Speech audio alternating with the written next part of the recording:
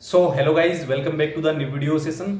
आज के इस सेशन में हम बात करने वाले हैं एजुकेशनल डिपार्टमेंट में सिलेक्टेड एलडीसी की पोस्ट पे कोमल जी से।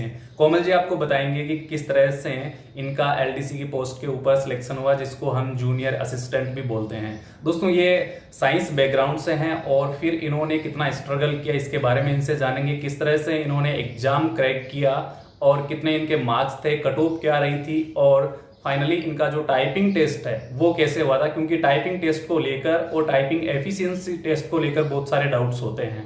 तो सभी बातें हम आज इनसे समझने वाले हैं। वीडियो सेशन आपके लिए बहुत ज़्यादा इंपॉर्टेंट होगा, बहुत सारा आपको नॉलेज मिलेगा, बहुत सारा आपको मोटिवेशन भी मिलेगा। तो कोमल जी, स्वागत है आपका हमारे यूट्यूब चैनल पर। हेलो एवरीवन, मेरा नाम कोमल सित है। मैं एजुकेशन डिपार्टमेंट में एलडीसी पद पर कार्यरत हूँ और अभी 2020 जुलाई में मेरी ज्वाइनिंग हुई है। देखिए, 2020 में ही इनको ज्वाइनिंग मिली है और ये लेटेस्ट सिलेक्टेड है। काफ़ी ज़्यादा इनका स्ट्रगल रहा है। इनसे जब मैंने बात की, इनसे कांटेक्ट किया, तो मुझे पता चला कि इनका जो एजुकेशनल जर्नी है, जिसके अंदर स्कूलिंग हम लेते हैं, तो इनकी साइंस रही है, बायो रही है। इसके बाद में इन्होंने किस तरह से मैथमेटिक्स को और जीके वगैरह को मैनेज किया, ये सब बातें हम इनसे समझेंगे। कोमल जी, अब आपकी जो जर्नी है, स्कूलिंग है, वहां से आप स्टार्ट कीजिए और वन बाय वन सारी चीजें आप बताइए कि आपने कैसे डिफिकल्टीज को फेस किया है। जी बिल्कुल। पहले बात तो मेरे को स्टार्टिंग में मैथ से डर लगता था, इसलिए मैंने साइंस में बायो लिया। तो यूँ लगा 10th कर ली तो यूँ लगा कि चलो ठीक है, अब तो बायो से मैथ से पीछा छूट गया, बायो ले लेते हैं। तो फिर उसके बाद में नहीं पता था कि मैथ वापस से आएगी। तो फिर जब कंपटीशन की तैयारी की, मैथ आई, तो मेरे को मैथ में कुछ ही नहीं आता था। पहले तो यूँ लगता था कि अरे अपन साइंस के हैं तो ये कंपटीशन अपने लिए कुछ नहीं होगा, कर लेंगे। लेकिन जब तैयारी की, बच्चों को देखा, तो लगा अरे नहीं, अपन कहीं स्टैंड नहीं करते हैं, बहुत मुश्किल है। और ऊपर से फिर मैं हिंदी मीडियम थी, तो कुछ भी मतलब एग्ज़ाम में था, इंग्लिश आ रही है, मैथ आ रही है ना, तो मेरे को मैथ आ रही है ना इंग्लिश आ रही है। ऐसा लगा अब क्या करें, सिर्फ बायो का तो कितना सा पोर्शन आता है किसी भी एग्ज़ाम में। तो फिर ऐसे करके हुआ। मैथ के लिए तो बहुत स्टार्टिंग में स्ट्रगल की, बहुत ज़्यादा, क्योंकि बेसिक चीज़ें ही नहीं आती थी। 10th लेवल में पढ़े हुए थे, वो इतने साल हो गए थे, ग्रेजुएशन की थी, भूल गए थे। उसके बाद में बहुत बुक्स निकाली, प्रैक्टिस सेट किया, क्योंकि पहले मैं एसएससी की तैयारी कर रही थी। तो किरण की बुक आती है बड़ी सारी, 6400 क्वेश्चन ऐसे कुछ आते हैं, उसको करती थी। बहुत ऐसे नॉर्मल सा यूँ क्वेश्चन होते थे, वही नहीं आते थे। ऐसा लगता था ले अब क्या करेंगे, अपना तो होगा ही नहीं। फिर धीरे धीरे धीरे प्रैक्टिस किया तो फिर हो गया। फिर वैसे ही इंग्लिश में था कि इंग्लिश में भी क्या करें, ऐसे करके हो गया। आपकी स्कूलिंग हिंदी मीडियम से हुई या इंग्लिश से हुई है? हिंदी मीडियम से ही। अच्छा, हिंदी मीडियम से स्कूलिंग हुई, फिर बायो आपने सब्जेक्ट लिया और मैथ से डर था और उसी से मुकाबला करना पड़ा। हाँ, उसी से अपन कोई भी एग्ज़ाम दे लेते हैं। आजकल हर कंपटीशन एग्ज़ाम में मैथ तो आती ही है, मैथ तो है ही। तो फिर उसके लिए मैंने एसएससी की प्रिपरेशन की, तो उसमें मैथ थी, इंग्लिश थी और जीके था, रीजनिंग था। तो मेरे लिए तो सब कुछ नया था, बिल्कुल नया था। फिर उसके दरमियान ये एलडीसी की वैकेंसी आई, इसमें भी लगभग यही सिलेबस था, बस साथ में राजस्थान जीके वगैरह ऐड थी, तो वो भी मेरे लिए नई। अब मेरे को लगे अल्ले अपन तो क्या करें, अपने को तो मतलब कोई सा सब्जेक्ट नहीं आ रहा। फिर बहुत ज़्यादा मेहनत की। अच्छा, इसमें जब साइंस बायो में तो आपके पास मैथ्स भी नहीं थी और इंग्लिश थी नहीं, क्योंकि आप हिंदी मीडियम से थे। अच्छा, मैथ्स आई थिंक आपने जीरो से ही स्टार्ट किया होगा। बिल्कुल बिल्कुल बिल्कुल, मेरे को याद है। जैसे एकदम नॉर्मल सा क्वेश्चन होता है 5 सही 1/6, तो अब मेरे को स्टार्टिंग में तो मेरी ये हाल थी कि मेरे को वो सॉल्व नहीं करना आता था कि अल्ले अब इसका क्या करूं, अब ये क्या आ गया।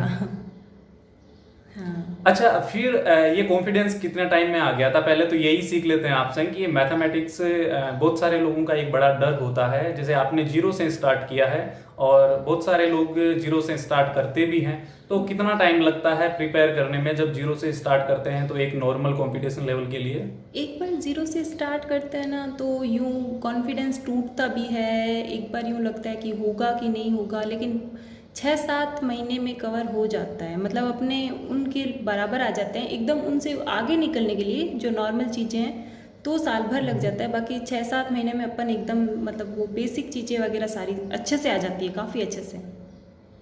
अच्छा, जो एसएससी आपके 10+2 लेवल या ग्रेजुएशन लेवल में जो मैथ्स आती है वो प्रिपेयर हो जाती है लगभग 8 से 10 महीने में? हाँ बिल्कुल बिल्कुल बिल्कुल हो जाती है, बिल्कुल हो जाती है। हाँ, लेकिन बहुत सारे लोग ऐसे होते हैं, बहुत सारे बच्चे ऐसे होते हैं जो ये सोचते हैं कि भाई हमारा मैथ्स सब्जेक्ट नहीं है तो शायद हम कर नहीं पाएंगे। हाँ, पहले मेरे को भी ऐसे लगता था, एक बार तो मतलब लगभग मैंने हार मान ही ली थी कि नहीं अपने से होगा नहीं। फिर मेरे सर थे जहाँ मैं कोचिंग करती थी, कुमार सर, तो उन्होंने मेरे को बहुत मोटिवेट किया कि नहीं तुम करो तुम करो, तुम कर सकती हो, ऐसे करके तो फिर मैंने वो किया।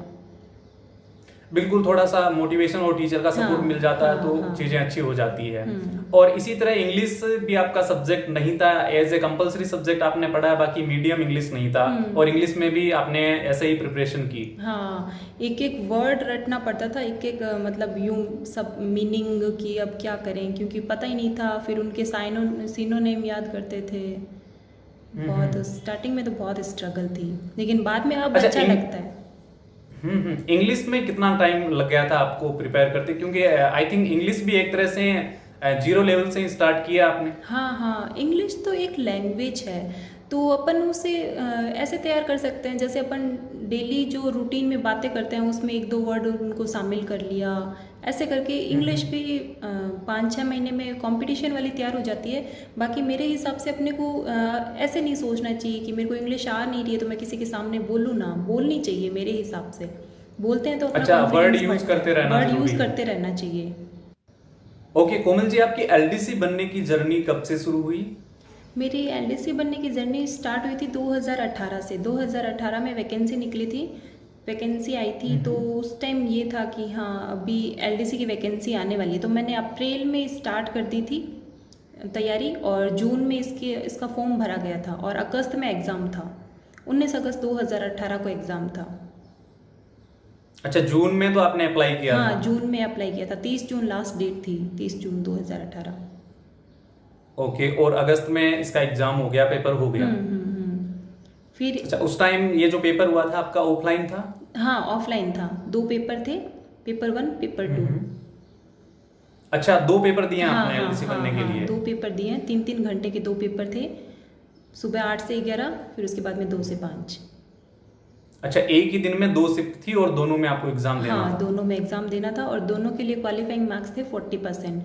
जिनके 40% मार्क्स है वो पेपर पास करेंगे। उसके बाद में मेरिट अलग से बनी थी, लेकिन जिनके 40% से कम है तो वो डिस्क्वालीफाई हो रहे हैं।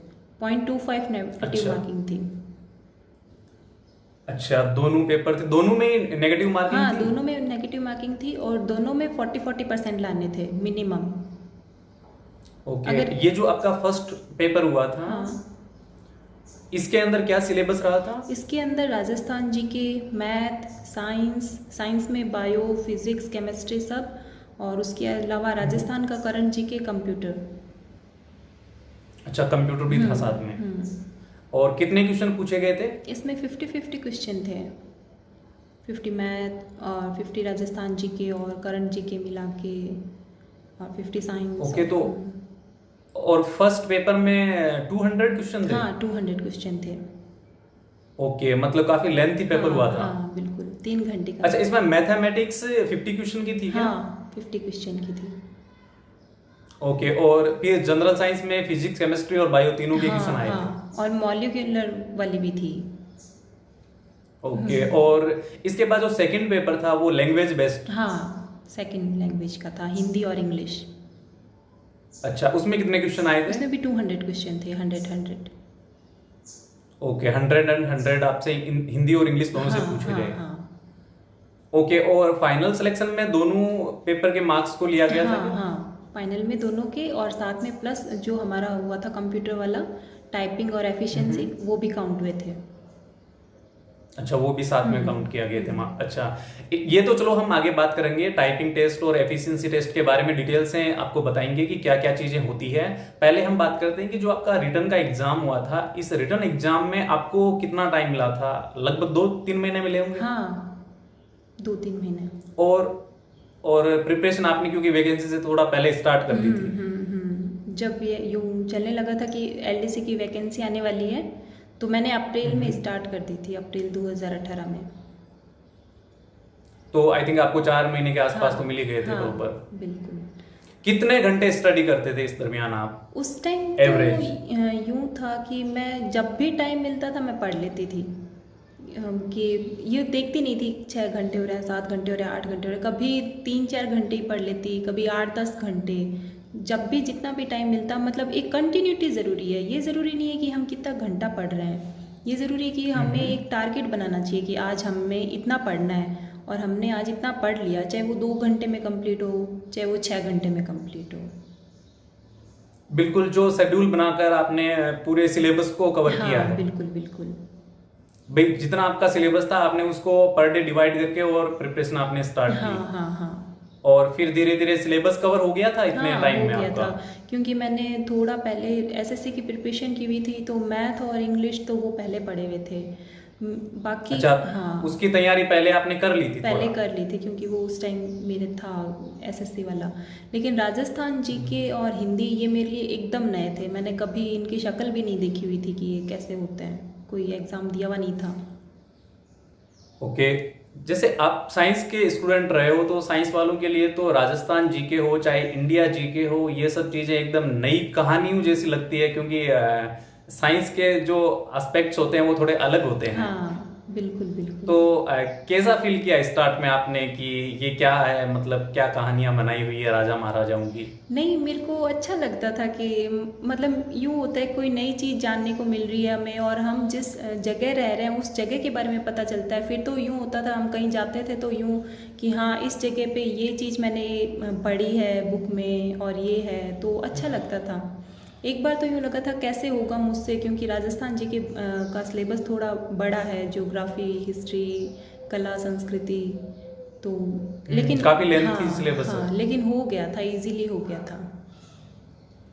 अच्छा, इसमें इंटरेस्ट दिखाया आपने और रुचि लेने से चीजें अच्छी हो हाँ जाती हाँ है। हाँ, बिल्कुल।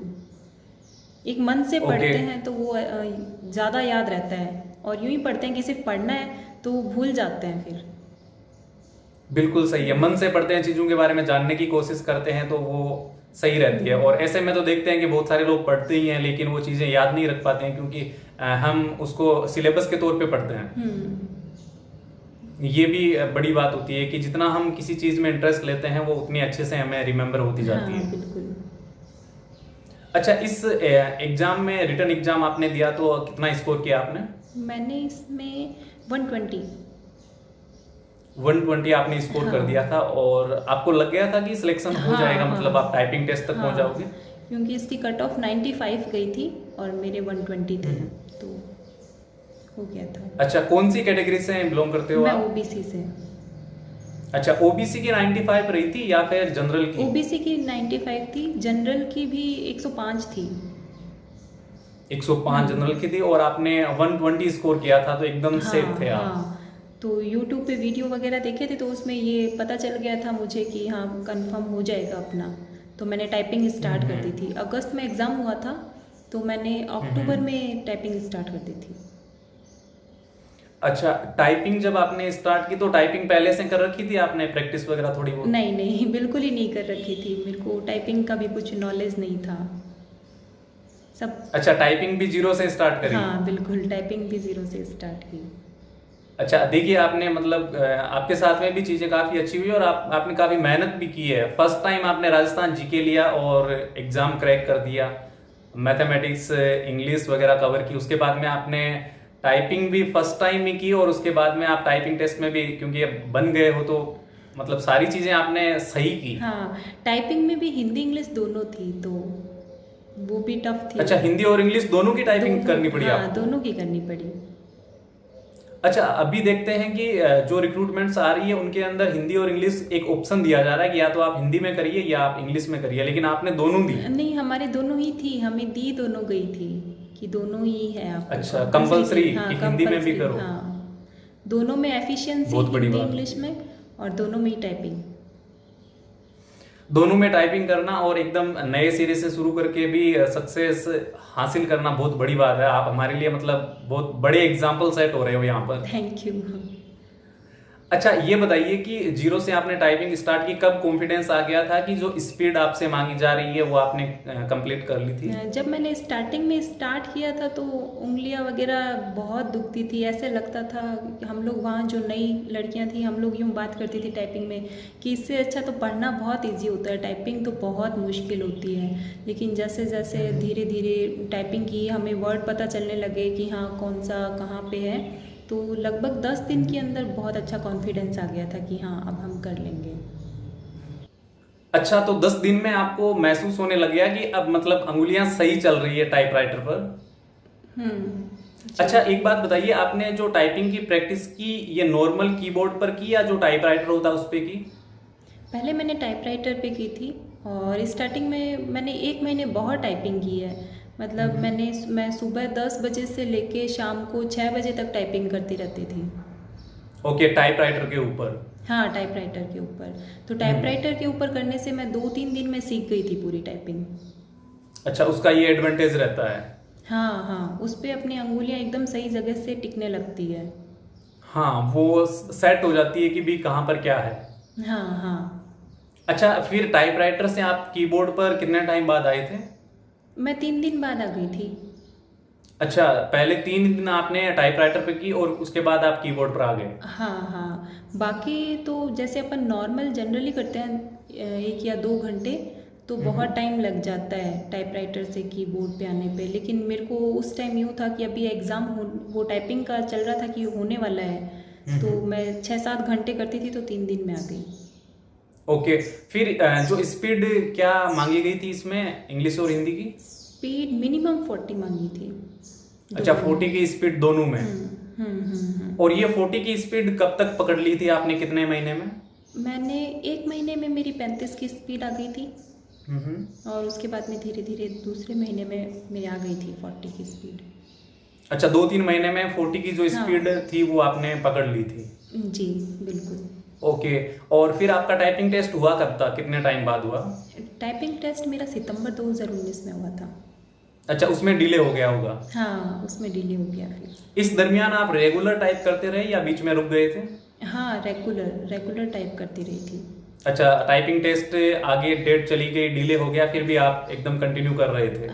हाँ, मैंने सॉफ्टवेयर वो परचेज कर लिया था घर पे ही, तो उस पर 1-2 घंटे डेली करती थी।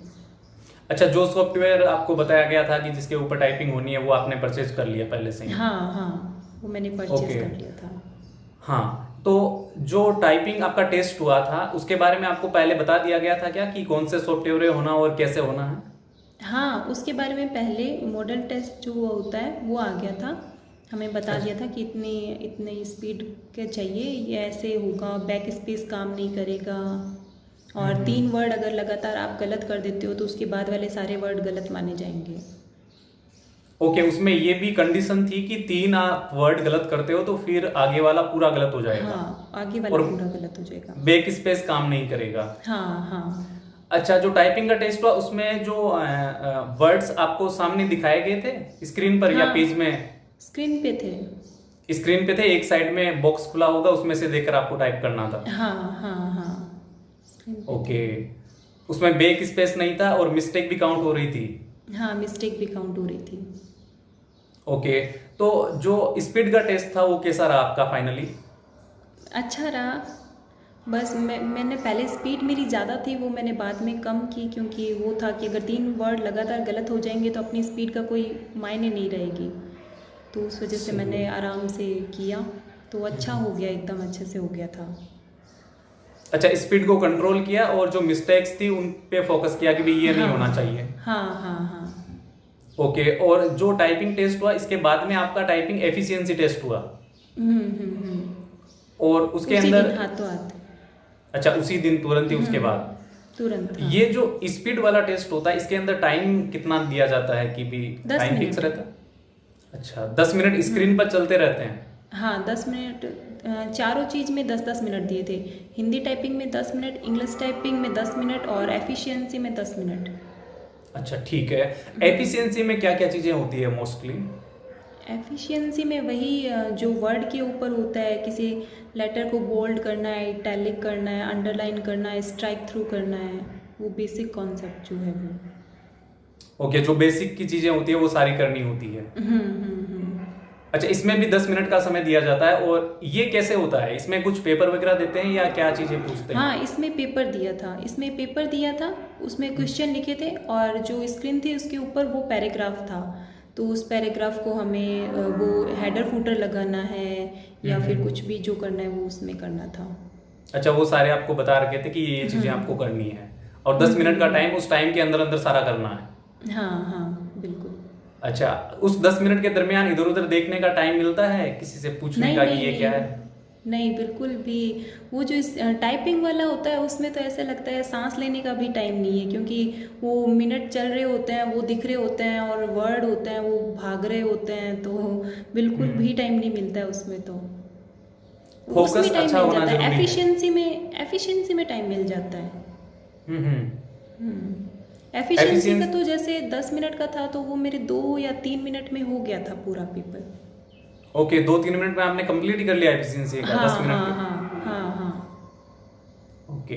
अच्छा, ये एफिशिएंसी के बारे में भी पहले से थोड़ा बहुत बोर्ड बता देता है कि ये चीजें होनी है? हाँ, वो बता देता है कि वर्ड में से क्वेश्चन आएंगे, तो वर्ड में से अपने को पता होता है कि उसमें क्या है। जैसे वो मॉक टेस्ट दे देता है अपना ना, तो मॉक टेस्ट में जैसे कि हाँ किसी को बोल्ड करना है, इटैलिक करना है, वो अपने आप दे देता है कि ये चीज़ें आएंगी, आप ऐसे तैयार कर लीजिए इसको। ओके, तो ये टाइपिंग टेस्ट आपका कितने मार्क्स का था? ये 100 मार्क्स का था। और इसमें आपने कितने मार्क्स हासिल किए? मैंने इसमें 96 लिए थे। 100 आउट ऑफ 96। जो 4 मार्क्स कटे थे वो किस में कटे? वो मेरे टाइपिंग में ही कटे थे। एफिशिएंसी में 50 आउट ऑफ 50 थे। ओके, उसमें थोड़ी बहुत एरर या मिस्टेक हो गई थी? हाँ, मिस्टेक हो गई थी, क्योंकि वो टाइम चल रहा होता है और स्पीडली फटाफट करना होता है, और ऊपर हमारे वो बर्डन वो ज़्यादा हो गई कि 3 वर्ड कंटिन्यू गलत ना हो जाए कहीं। बिल्कुल सही है, और उसका ध्यान भी रखना पड़ता है। हाँ, उसका ध्यान रखना पड़ता है। अच्छा, बहुत सारी चीजें होती है, घबराहट भी होती है, कैसे आपने मैनेज किया इस टाइपिंग में? क्योंकि डर रहता है कि सब कुछ इतनी मेहनत करने के बाद में वो 10 मिनट दिखते हैं सामने, तो वो कैसे मैनेज किया आपने? डर जो होता है अंदर, एक हेजिटेशन होता है।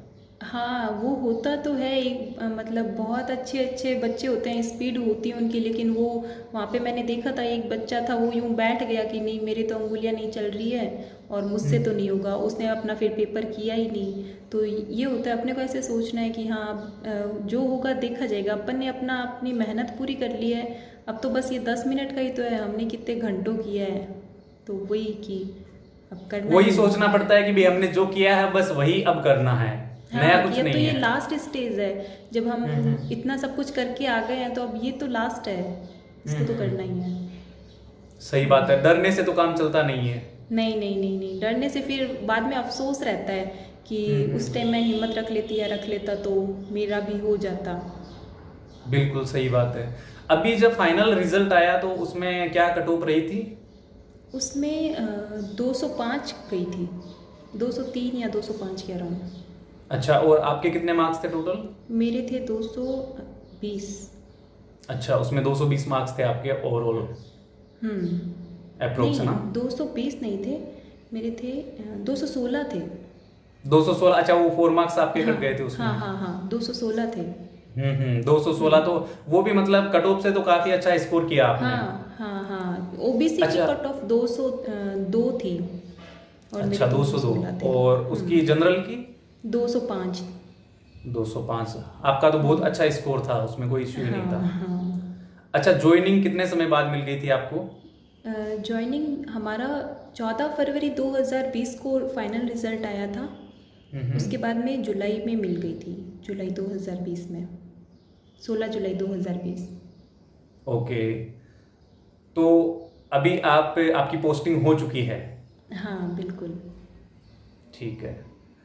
तो दोस्तों, आपने देखा कि कोमल जी ने अपनी जर्नी के बारे में बताया, कैसे इन्होंने कम समय में और 0 लेवल से स्टार्ट करके तैयारी शुरू की। आप भी कर सकते हैं अगर आपके मन में एक कॉन्फिडेंस रहता है, एक विश्वास रहता है कि नहीं मुझे ये करना ही है, तो आप आसानी से चीजें कर सकते हैं। फिर चाहे आप 0 लेवल पर हो या किसी भी लेवल पर हो, आपके सामने एक टारगेट होना जरूरी है, एक शेड्यूल होना जरूरी है। कोई भी एग्जाम हो, बस यही कंडीशन होती है कि आपकी तैयारी डेडिकेशन के साथ में होनी चाहिए, समर्पण के साथ में होनी चाहिए। चीजें आपको सीखनी है, ये नहीं कि बस ये सिलेबस है, ये एग्जाम का पैटर्न है तो तैयार करना है, आपको समझना है कि नहीं मुझे ये करके दिखाना है, आप डेफिनेटली अपना टारगेट है वो अचीव कर पाएंगे। और इस वीडियो सेशन को देखकर अगर आपको चीजें समझ में आई हो, अगर आपको जानकारी अच्छी लगी हो तो जरूर आप कमेंट करना, और कोमल जी के लिए थैंक्स लिखना बिल्कुल मत भूलना, और वीडियो को लाइक करना बिल्कुल मत भूलिएगा। ऐसे ही वीडियोस देखने के लिए आप हमारे चैनल को सब्सक्राइब कर सकते हैं। थैंक्स फॉर वॉचिंग, मिलेंगे नेक्स्ट वीडियो में, तब तक के लिए जय हिंद। धन्यवाद कोमल जी। Thank you.